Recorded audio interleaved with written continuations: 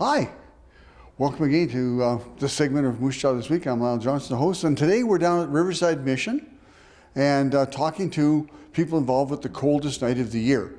I thought we already had that, but obviously not. But because it was pretty cold, some of these things. But Scott Helger, of course, the executive director here.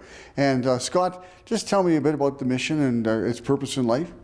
Well, we seek to try and alleviate some of the discomfort that the less fortunate in our community have. We provide an emergency men's shelter, we provide a soup kitchen, and we provide some recovery apartments for men who are in recovery from addictions. And we also have some low-cost apartments to low-income families. Okay. And now, Rachel, you're the promotion director for this event, hey? Yes, I am. Is the promotion captain? Is that the Captain, yes. Wow, captain.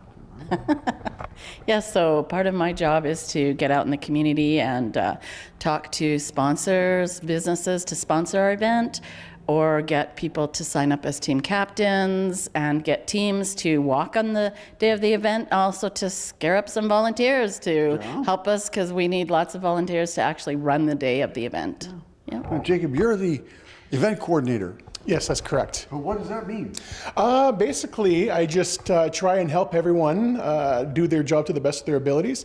I do things behind the scenes too a lot, like routing the maps and putting them up so everyone could see them, inviting certain dignitaries to the opening ceremony, making sure that the opening ceremony is got a certain schedule to it. I get the permits, I get the insurance, stuff like that, and then just try and be there for anyone who needs my help. Yep. Well, and of course, this is the second year? Third year. Third year of it. Yes. And last year you didn't have that much. Were you the leader last year? Yeah, I've been event director all the time. Yes. But last year we didn't have a promotional team, so I took on more of that duty. Yeah. But now we have Rachel, who's much better doing FaceTime than I, and so I'm very glad that her and Dan are on board because, they have giftings in that area. So I'm glad that they're here to help. This takes a lot of people to make this happen, doesn't sure it? It does. Sure it does. Yeah, we have to organize volunteers. We have to organize just the event itself. A main part of what I do is just to put out fires if there is any. But the last 2 years have gone so smoothly. The people that have been assigned to certain roles do their job so well. It makes my job so much easier, right? So, it's been a couple of years before, and I expect another good one coming up pretty quick too. Oh, for sure. And of course, Rachel, because we got some time before the event as we're taping this. If you want to be a team member, you want to be a sponsor, what does it involve? Well, there's a few different things. If you want to be a team captain and lead a team, you just have to go to coldestnightoftheyear.org and sign up, give your team a name, and then recruit friends, family, coworkers to walk on your team, and then go out and get people to sponsor the walks. And that's the money that comes mostly from teams and their walkers is where most of our money comes from. So that's participating the day of. For businesses that want to sponsor, they can give us a call at Riverside Mission, and we have a sponsorship package, and there's just different ways that they can be involved, anywhere from being the lead sponsor of the event to donating foods for the meal afterwards. Yeah, I understand. So let's take me through the route that we're going to make it be. Jacob, walk me through the route, because I know it starts and ends. It ends here. No, this is the halfway point for both. Okay. So basically there's two essential routes, the 2 kilometer route and then the 5 kilometer route. Okay. And then there's an option to do the 5 kilometer route a second time for 10 kilometers. Okay, and so the second. It's cold. It is, but there's a lot of people that are just go-getters, right? You know, and oh yeah, for sure. There was one. I can't remember if it was the year before or the year before that one, where it was cold. But there was one night it was really cold, and then some people come back after the 5 kilometer route. They stop at First Baptist Church, and be like, "Oh, okay, well you must want to come inside." Nope, I'm doing that second route. I'm doing it. And they did it. There's quite a few of them that did that, right? So yeah, they did what they said they were going to do. How many people have you had in the past years? Oh, the number, I think the first year, what did we have? Close to 130? 160, 70. Yeah, that's for the first year. Yeah. And then we had about maybe 20 less for the second year, something like It that. was cold. Yeah, one of them was cold. Yeah. But then one of them was not so bad. Not so bad. You know. Even when it's cold in Milwaukee, you warm up. You know, if you're dressed well enough for it, and you know, you generate a lot of heat, so it's a pleasant walk, even if the air is frigid. When you're going on, just a hint, folks, is that dress for finishing the event, not starting the event, because as you said, it gets warm along the way. So where does it kick off from, Scott? First Baptist Church on Main Street. Okay. And it goes, there's a halfway point here. We're at the halfway point here, so there's cookies and tea, coffee, hot chocolate that are It's not served. straight here, though. You don't come just straight down the street. The 2-kilometer route does, Okay. but the 5-kilometer route takes a more scenic route. Then they get here and then they go At back. night. Yes. This is done at night too. People should know that it's a coldest night of the year, and that's what it's about. Exactly. Yeah. So has promotion been a thing that you've done all your life? No, I'm actually, my role here at Riverside Mission is the kitchen manager. She won't So- say she's an amazing cook, but she is an amazing cook. Rachel, are you an amazing cook? That's what people say. So that's primarily been my job. My husband, who also works here as the operational manager, we decided early or late last year that we wanted to try doing some promoting.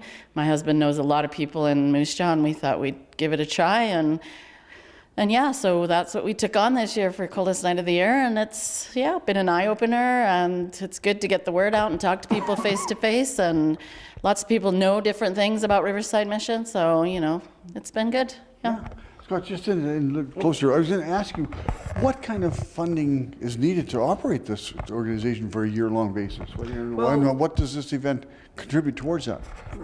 If like our annual budget's about $340,000, and so we're looking at approximately $30,000 a month to operate, and that's what pays salaries, the bills, the programs that we do, and you know, like to maintain what we do presently.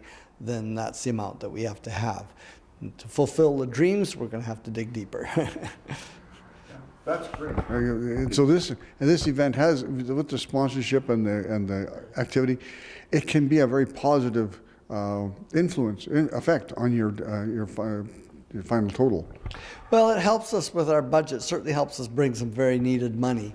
And it also, it's an enjoyable event, which kind of draws the community together with Riverside Mission. And that's an important thing as well, you know, is where it's people come together supporting a good cause together and seeing the success that it brings. And it's, I love the community atmosphere that it brings for us. And you know, it's just sort of a good and happy kind of an event for everybody to enjoy together. And it does the good of raising the funds as well. And Rachel, I see your head nodding an awful lot when Scott was talking about that. Oh yeah, the community aspect of gathering people together, people who wouldn't necessarily even cross paths in normal everyday life. You know, all come together for the common good of one goal, right? To walk, which they enjoy, and you watch them walking down the street, chatting with each other, laughing, you know, and then gathering together at the end for a bowl of chili and a bun, and just seeing everyone just chatting and just happy to be doing their part for the cause. And yeah, it's good to watch that and see that happen. Well, good. And Jacob, this has been, I know, a particularly important thing for you to get involved with and be happy, make people feel respected or cared about. And I think that's a really important thing, because the mission is about people who at a certain time in their life may have some difficulties. It doesn't mean it's forever. It's just something that you can do right now to help them to get back into a place where they're really helpful and contributing members of the society. Yeah, definitely. One of the things I like is this walk is an exercise in empathy.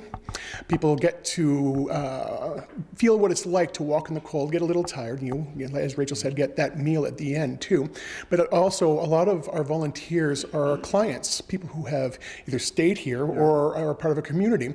So the people who are walking get to see face to face the people that they're helping, and then the people who are volunteering, who are our clients, get to see that people do care. There are people that are willing to step up, care about them, and try and make a difference.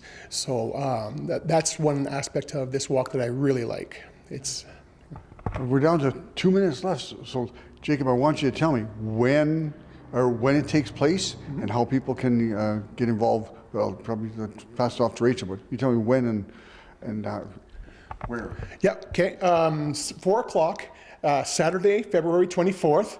That is when the doors open, so at First Baptist Church. And so... That's on Main Street in Yep. Oxford. Oxford, that's right. Yeah, and then for the first hour, it's registration, and then we have the opening ceremony at 5 o'clock, and then at 5:15, we send the people out. And so, as Rachel said, to sign up, go to the Coldest Night of the Year website, search out the location of Moose Jaw. Okay, there's a little tab on there that says find a location. You click on that, then you find out Moose Jaw, click on Riverside Mission's Moose Jaw location, and then you can sign up there. You could sign up as a team captain, you could sign up as a walker, or you could sign up as a volunteer. It's all done through the website. It's very user-friendly. And then once you do sign up, they give you a bunch of tools to help recruit walkers and to help understanding fundraising a bit better. They give tips on that. Yeah. So. Great. Well, Scott, I hope it's a cold night for you, and I hope it's a cold on the outside but warm on the inside. Yes, well, we live in an amazing community, so we know that the people behind us are all warm-hearted, regardless of what the weather is like. And I often think I wish that some of the things that we do or see could be seen on a national TV, so the country could see just how generous of a community we live in. Well, that's you guys out there that are part of this. So please remember to join on February 24th and participate. Get on the website, get a team together. It'll be a good night out, and you'll feel good for yourself and your body, but you'll also feel good for the things you do in our community. Thanks to my guests for being here. Thanks to you for watching. We'll see you again soon on Moose Jaw This Week.